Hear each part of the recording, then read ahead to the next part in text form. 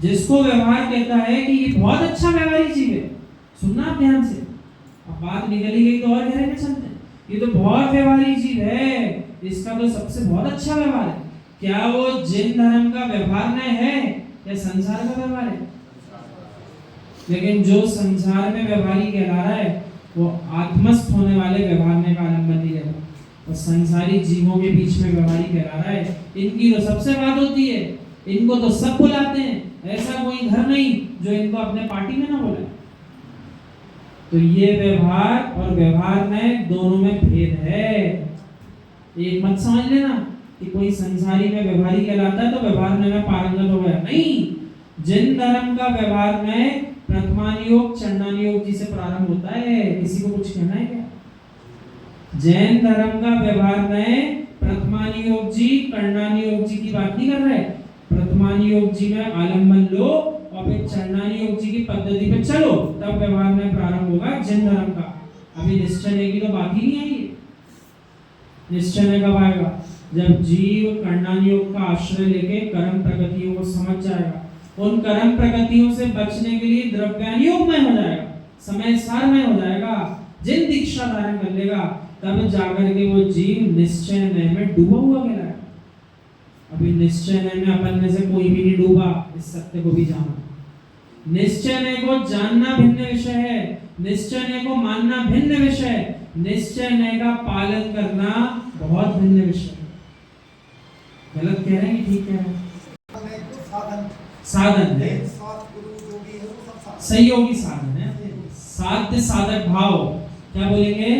साध्य साधक भाव। जिसकी साधना करना है वहां तक पहुंचने के लिए साधन है। कौन? व्यवहार में। व्यवहार में कौन आएगा? सच्चे देव शास्त्र गुरु।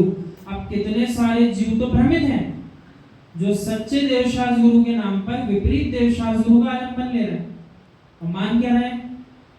हमने तो सच्चे देव शास्त्र गुरु की भक्ति कर ली और पता चल रहा है मिथ्यात्व वाले देव, मिथ्या शास्त्र, मिथ्या गुरुओं की वंदना कर ली। तो ऐसा करने वाला जीव अभी भ्रमित है, सत्य का बोध नहीं हुआ, मान कुछ रहा है, चल कुछ रहा है। कहीं ऐसा अपने जीवन में तो नहीं चल रहा? इस बात का प्रश्न अपने आप से करते रहना चाहिए। मेरी श्रद्धा टूटी तो नहीं, मेरी श्रद्धा पिछले दिन से बढ़ी की नहीं? ऐसे प्रश्नों के समाधान अपने आप से करते रहना चाहिए। अन्यथा जीव स्वयं से प्रश्न नहीं करेगा तो दूसरों की फिक्र करता रहेगा, तब भी मोक्ष नहीं जा पाएगा क्या? दूसरों का हिसाब किताब रखेगा निश्चय व्यवहार का और खुद का हिसाब किताब पता नहीं, वो जीव मोक्ष कैसे जाएगा? तो हिसाब किताब किसका रखना है? स्वयं का रखना है, स्वयं का रखना है। तब जीव परमानंद दशा में मग्न होकर केवल दशा को प्राप्त करता है। जो ऐसा भेद विज्ञान है वही द्रव्यों से भिन्न करके, किन द्रव्यों से? पर द्रव्य से। निज द्रव्य से तो कभी हम भिन्न हो ही नहीं सकते। निज द्रव्य से भिन्न होने की ताकत किसी के अंदर नहीं। आप तो ये बताओ, अग्नि में उष्णता है कि ईंधन में उष्णता है? उष्णता किसमें? अग्नि में है कि ईंधन में है? यदि ईंधन में उष्णता है तो जब तक जला नहीं तब तक ठंडा क्यों है?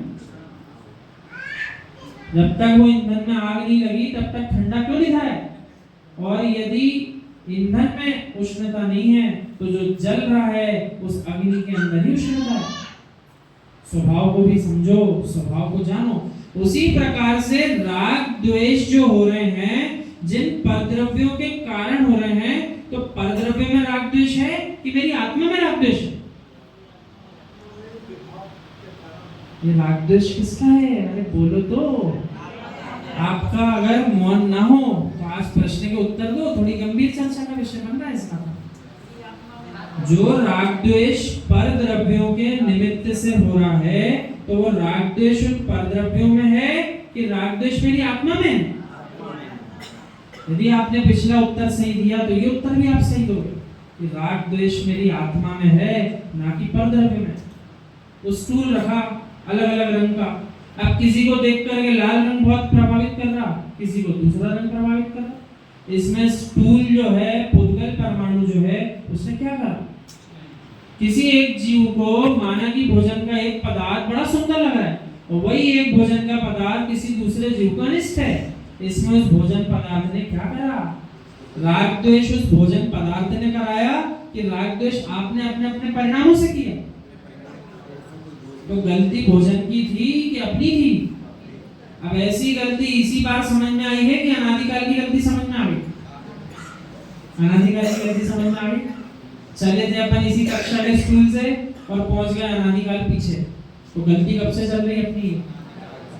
यानी जिन जिन द्रव्यों का सहारा मिला अनंत पर्याय में, चाहे चींटी बन के आटे का मिला हो, चाहे हाथी बन के गन्ने का मिला हो, चाहे मनुष्य बन के बड़े बड़े भवनों का मिला हो, अपन उसी पर द्रव्य को अपना राग द्वेष का निमित्त मानकर दोष लगाते रहे।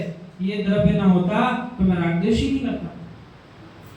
तो आचार्य भगवान विशुद्ध सागर महाराज जी अध्यात्म अमृत कलश में समझा रहे थे कल की कक्षा में कि यदि आप मानते हो पर द्रव्य से राग द्वेष है, तो पर द्रव्य का उस पुद्गल का कभी नाश नहीं होने वाला।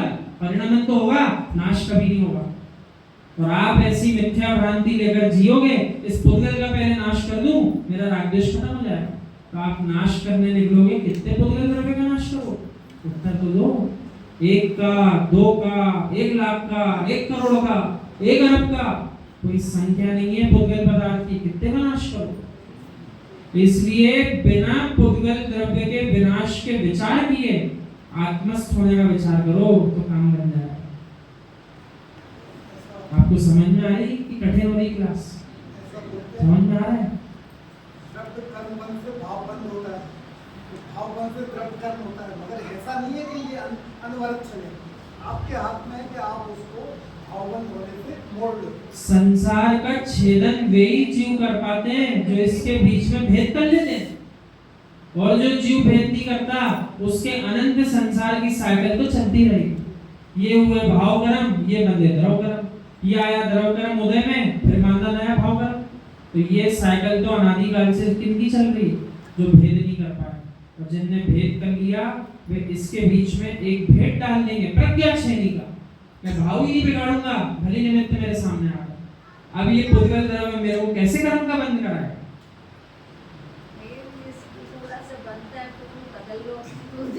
हाँ, ऐसे करना पड़ेगा। इस संसारी अवस्था में ऐसे ही करना पड़ेगा। आप कहो कि पुद्गल द्रव्य मुझे दिखे और मेरे जरा से भी भाव विकृत ना हो, तो अपन अभी वीतरागी शमन थोड़ी हो रहे। हाँ, ऐसा नहीं हो पाता। अरे भावलिंगी वीतरागी शमन वे जब ध्यानस्थ होते हैं तभी पूर्ण रूप से पर द्रव्यों के आलंबन से बच पाते हैं।